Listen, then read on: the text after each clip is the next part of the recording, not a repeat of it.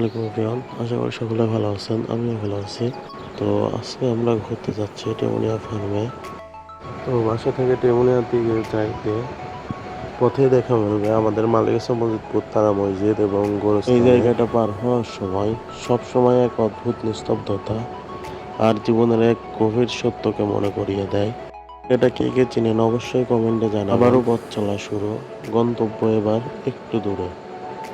বাতাসের ঝাপটা রাস্তার এই ছন্দ বেশ উপভোগ। তবে ঘুরতে যাওয়ার আগে বাইকটার একটু যত্ন নেওয়া দরকার। বাইকটা ভালো করে সার্ভিসিং করে সার্ভিসিং থেকে